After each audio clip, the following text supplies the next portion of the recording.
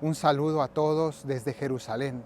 Hoy es sábado 14 de octubre de 2023 y se cumple hoy ya una semana desde el inicio o desde el estallido de la guerra que todos ustedes ya han escuchado, conocen.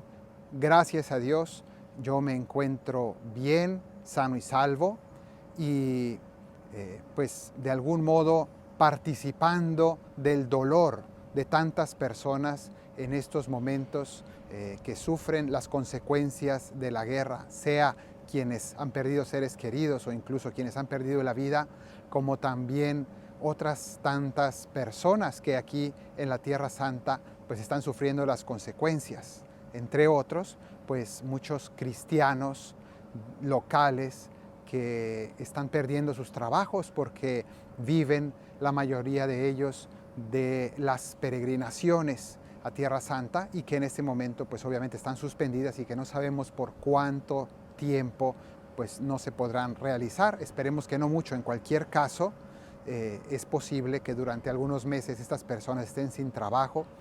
Me encuentro asistiendo un poco a algunos de ellos con mi comunidad y pues si alguno de ustedes desea ayudar, mandar algún tipo de contribución, pues yo les dejo aquí abajo el enlace donde ustedes pueden ayudar a estas familias cristianas que están pasando por un momento duro junto pues con tantas personas que están sufriendo esta guerra.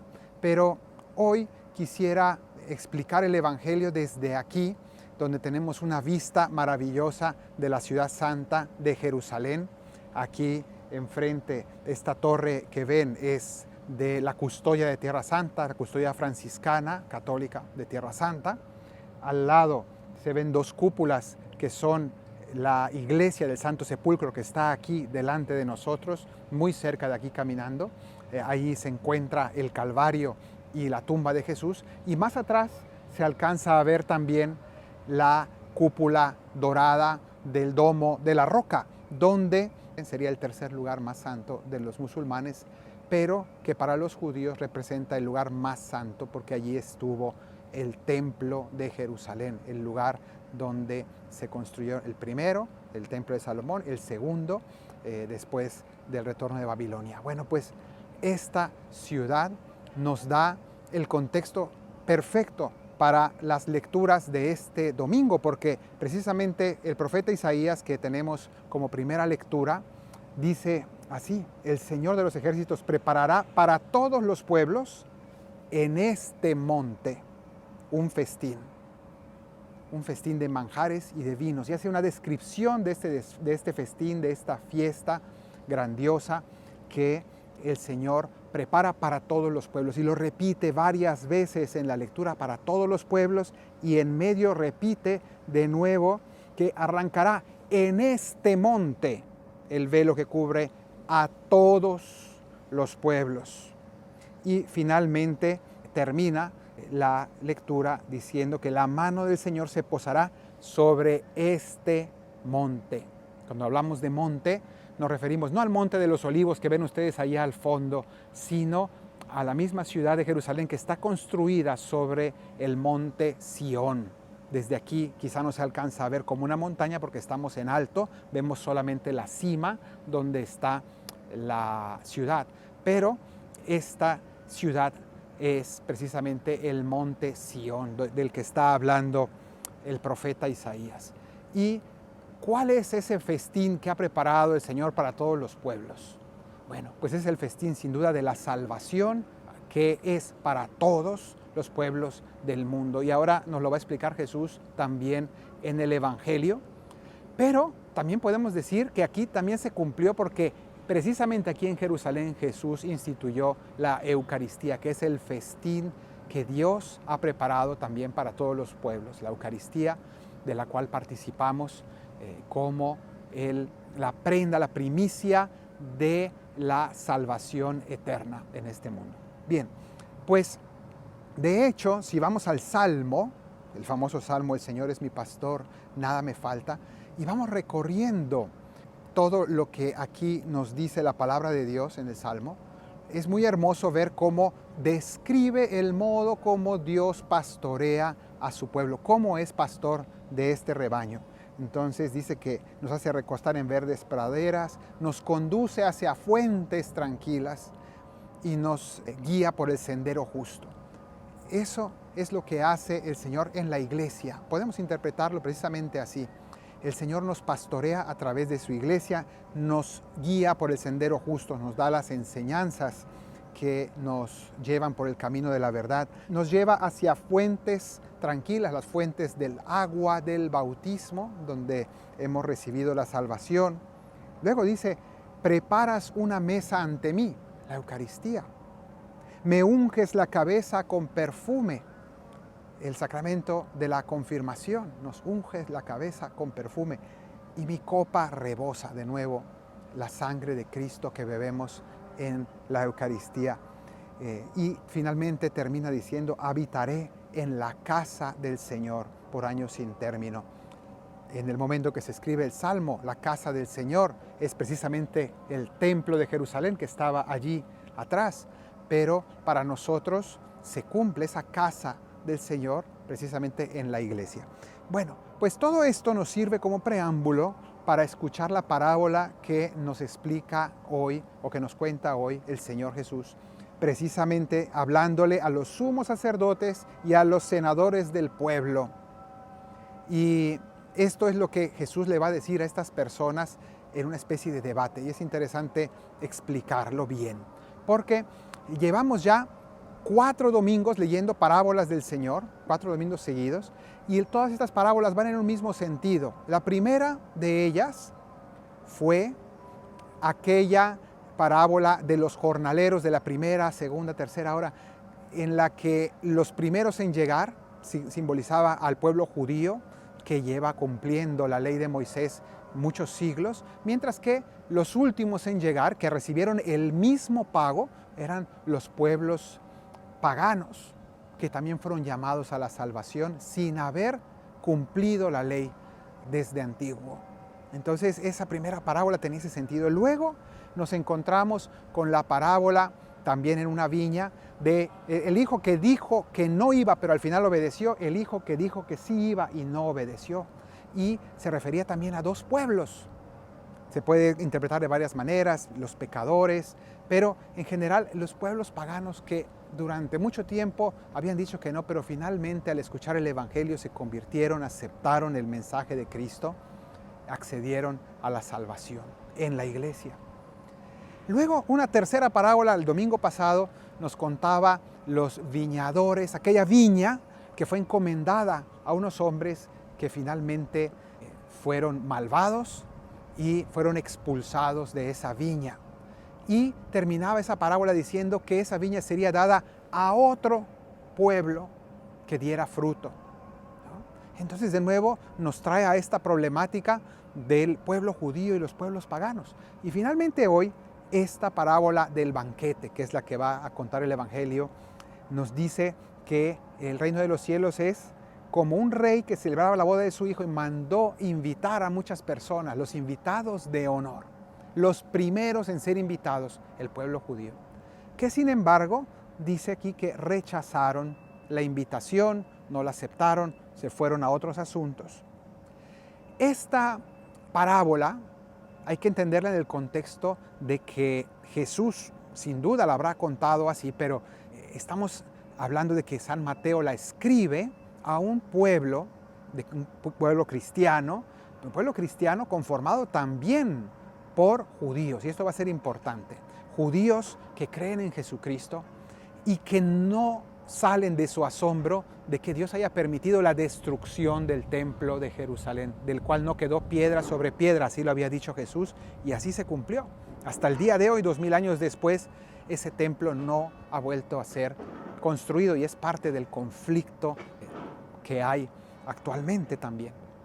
Entonces, aquí vemos que Jesús nos da una interpretación. ¿Por qué Dios permitió esto y qué ocurre? ¿Por qué ya no hace falta un templo?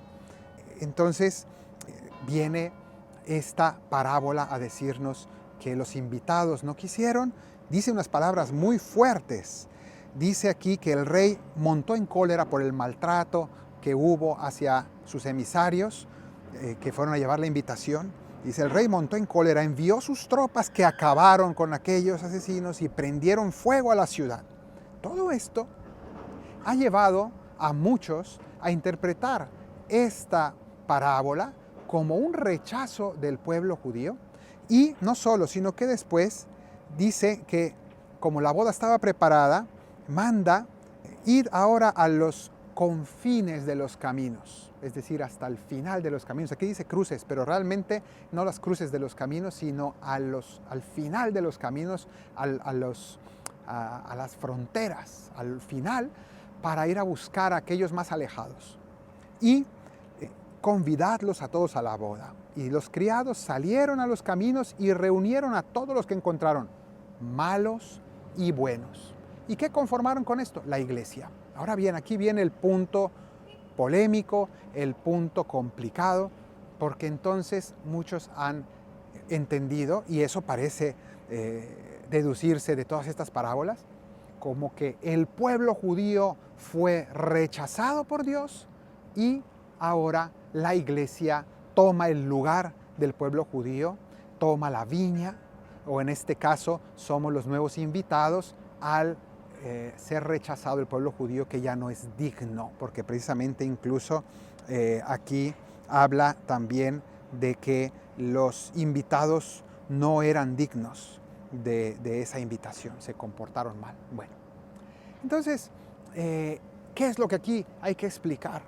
Y que es muy importante porque la iglesia hoy insiste en esto. Nosotros no creemos en un rechazo del pueblo judío, sino que creemos que el Señor, y eso es lo que está intentando explicarnos la palabra de Dios de algún modo, el Señor ha abierto su invitación a todos los pueblos de la tierra a venir al pueblo de Dios, que no es otro distinto al anterior, sino que es nuevo en el sentido de que es ampliado, es más grande y que ahora todos estamos admitidos a la fiesta. Porque si nos damos cuenta, los primeros cristianos, la iglesia fue fundada sobre el judaísmo, los 12 apóstoles que Jesús escogió eran judíos, todos ellos. La Virgen María, judía. El mismo San Pablo, que fue el que extendió el evangelio entre los paganos, era judío y tenían que ser judíos los que nos explicaran la fe. De manera que en realidad tenemos que decir que el cristianismo comenzó siendo pues desde el mismo Jesucristo, que nació judío, creció judío, murió judío y resucitó judío. Entonces, desde ese momento en adelante, la iglesia no es algo aparte del judaísmo, aunque en la historia ha habido una triste separación y confrontación con la cual quisiéramos terminar. Pero en realidad se trata de una rama, así nos consideramos nosotros, no así nos consideran los judíos, y lo comprendo perfectamente, pero nos consideramos precisamente una rama del judaísmo que se abrió a todos los pueblos por igual y que extendió el mensaje del Antiguo Testamento de una manera nueva y de una manera abierta a todos los pueblos, de manera que todos los pueblos pudieran acceder por igual a este festín. Y ahí es donde entendemos esta primera lectura que nos insiste tantas veces diciendo que el Señor preparará para todos los pueblos en este monte un festín de manjares suculentos. De manera que ese festín es para todos, para los judíos y para los no judíos. Eso es lo que creemos nosotros.